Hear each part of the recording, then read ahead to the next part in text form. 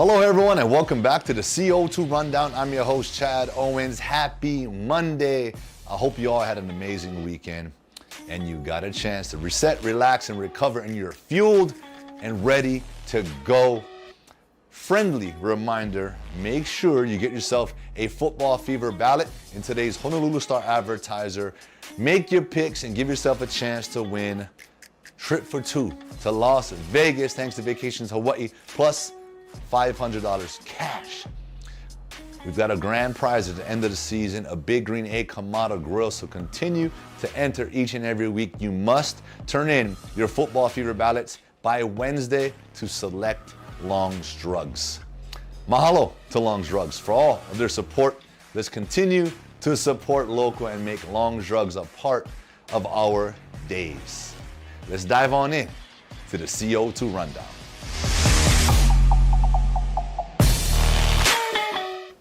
The big story over the weekend, well, there's always big stories, but into the NFL, Tua Tagovailoa, which we talked about, who made his return, took on Pittsburgh, man, Sunday Night Football, and he led the Miami Dolphins to break that 3-game losing streak and defeated the Steelers 16-10.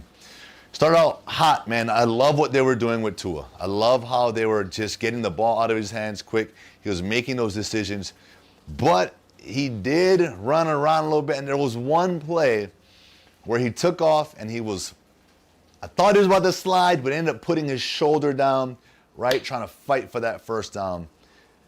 You know, despite what you may go through as an athlete, thinking about your health, all of these things, when you're in a game, when you're in a moment, your natural instincts take over.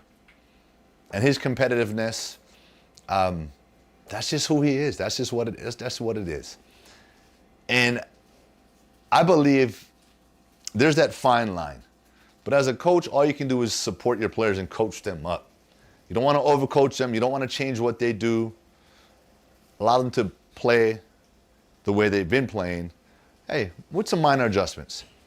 But I was happy to see that Tua was able to get that contact, pop up, and you know, he was 100% healthy. So being able to take that kind of hit tells me that he was given a proper time to recover, and he is feeling back to his 100% self. So I know the Dolphins are happy to have him back in the lineup. He gives them, the best chance to win. And I still believe that the Miami Dolphins are going to be a playoff team that can run deep into this playoffs this year because they've got the weapons, they've got the defense, and they've got some momentum, right? And they got Tua Tagovailoa. Welcome back, brother. We're so happy to see you out there. Keep doing your thing. Fins up. And my predictions were off. On one side, it was correct. I got the Phillies, but the Yankees getting swept by the Astros, didn't see that coming. Maybe the Astros did, but now the World Series is set. The Phillies taking on the Astros. That's gonna be a great matchup. So you know, hey, I was a Phillies fan because of Shane Victorino, and so I'm pulling for the Phillies just because our guy, the Flying Hawaiian, that's where he did his thing. That's where he made his mark. So we're pulling for the Phillies in this one. Let us know who you got winning this year's World Series. Prep football, the OIA championship is set. Kahuku will take on Mililani. And, Kahuku soared past Kapolei. Mililani defeated Campbell, and here we are again. They just played a couple of weeks ago in which Kahuku defeated Mililani. But look, any day, right? Any day, anybody can get it done. But I'm going to have to go with the Red Raiders on this one. They've been so dominant. They've got a running back that's just unbelievable. Their defense, their tenacity, their community, their support. They're going to be tough to beat. But Mililani being that, hey, they are the underdogs. They know that. And there's something when you're the underdog, having that chip on your shoulder, something to prove. Man, for some reason, hey, you dig a little deeper. In this game, this is the biggest game. This is it. So I'm expecting this to be a dogfight. I don't see this being a blowout. I don't. This is the OIA championship. All right, so I expect this to be a hard-hitting, hard-fought, old school style OIA championship game. So I'm excited to see it. Cannot wait. I know all of you in the state are excited to see it as well. Good luck to both teams as you guys pursue a championship. Our University of Hawaii Rainbow Warrior football team was on the road over the weekend. Colorado State. We fell short in a game I felt we should have won, could have won, and we're in control for the most part. And I invited my good buddy, Stephen Tsai, the sports guru, on with me to sit down and talk about that game, where we're at as a football team, and where we're going as we're getting ready to prepare for Wyoming this week. Check it out. My guy, Stephen Tsai, welcome to the show, man. Always a pleasure having you. How you been? Good. A little bit. That was a long trip back. I don't know why. It's a direct flight, but that's a long direct flight. And, I feel a little sorry for the players because I know, they're just traveling like regular people, but they're not regular people. They're larger than regular people, and they're in the back.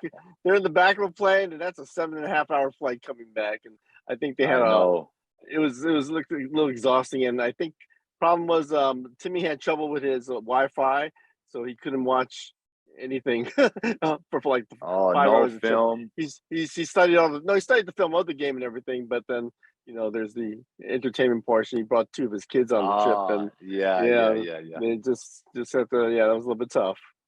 Yeah, and you know what, man, 7 hours after a tough loss like that, in a game where it seemed like, hey, we started out great first half, like we had the lead, we were playing well, and a game that we just let slip away, and those types of games, to me, those are the harder ones to sort of swallow, Stephen, is the ones you should have won.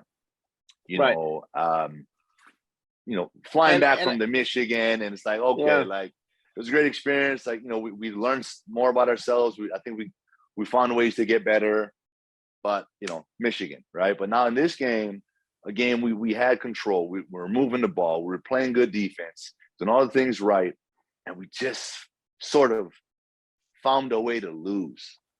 Right, and that's a tough thing. The defense played so well. The defense, and that's why everyone thought they were going to stop at the end. It stopped 3 4th down plays, especially in the red zone, and they were looking good. They were making plays, and that one, I think the guy bounced off like 2 or 3 defenders, and he just found his way in the end zone. But that's what happens when you're playing in altitude and you're on the field that long. Because I believe Hawaii had the ball for less than 8 minutes in the second half, and that's it's a 30 minutes a half, and that's a lot of time you're on the field, and that's a lot of time your offense is moving. And it was kind of strange because the offense was doing so well in the first half, and they always talk about plays that just don't happen and come back to bite you at the end. Like for instance, on their opening drive, they got in close, couldn't get the touchdown, kick the field goal. Okay, so that's 3 points there, but that could have been 7. And then now you see, well, that's the difference in the game. It's 4 points. So I mean, they're just it's just things just didn't work out. And I know the strategy of it was you're playing in altitude, you want to save your defense, so that you want to shorten the game. You want to go run, eat up a lot more clock. But, if they want to shorten the game, they got to play to 58 minutes. Because if they play to 58 minutes, then, Hawaii's got 2 more victories. They're 4-4 this year, but they've lost 2 games in the final 2 minutes. And that's tough. And it gets a little wearing on a team.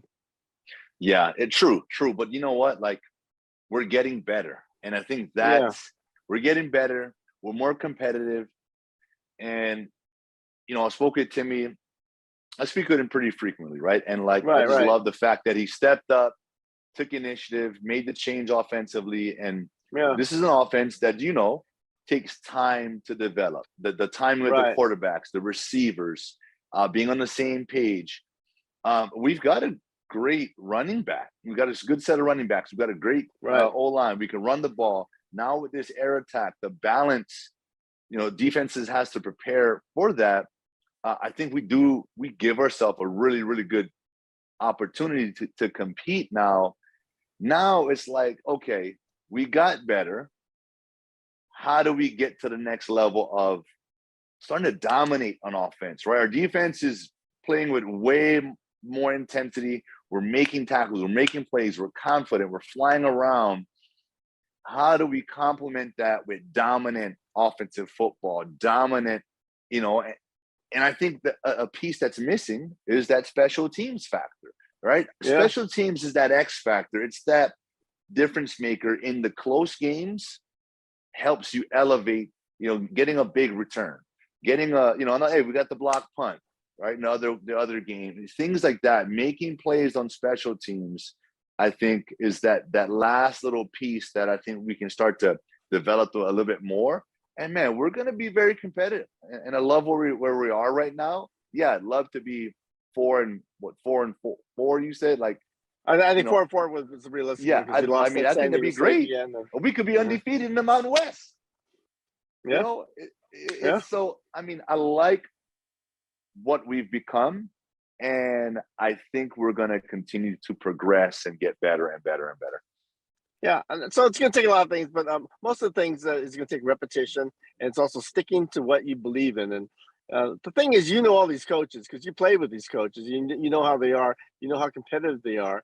And I know they're saying to the players, well, sometimes you have to go through the tough times to get to the better times. I guess you've been through that. You've been through the 3-9 year, and then eventually led to 2001, which was a great year. But yeah, that's one of those things.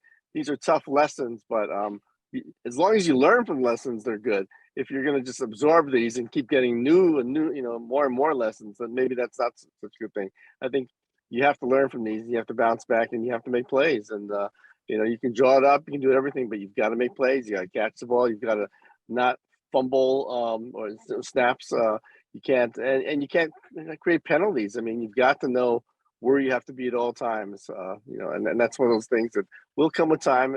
But that's one of the things that probably cost them because, as they said, they're playing behind the chains too often. You can't, first down's got to be 1st and 10. First down cannot be, 1st and whatever, 15 or 20. Yeah. That comes down to discipline, and which we're still working on that discipline. We still have a bunch of guys who, hey, this is their first time playing, getting this many reps, this much. A lot of these guys didn't expect to have this kind of go around and this kind of reps this year, right? So a lot of guys got thrown into the fire, but you got to love that opportunity. You got to, relish those opportunities to be in the mix. And but here's what I want to say, Stephen. I know the goal. The goal is, hey, one day at a time, one play at a time, one game at a time. But the drive, right? We've got the Hawaii Bowl here. We've got what's going to make us Hawaii Bowl eligible? Hey, we want to win the Mountain West, yes. You want to win every game, yes. But man, we want to be bowl eligible. So there's got to be some other factors being put into this thing to give it that extra motivation, to give it that extra drive in a game where, hey, we're on the road in altitude. I'm tired, but man, I got to dig a little deeper. I got to make this play. Because my team's depending on me. We got to get this win. We got to get to the bowl game. We want to play, in front of our fans come Christmas Eve. So that's what I'd like to see.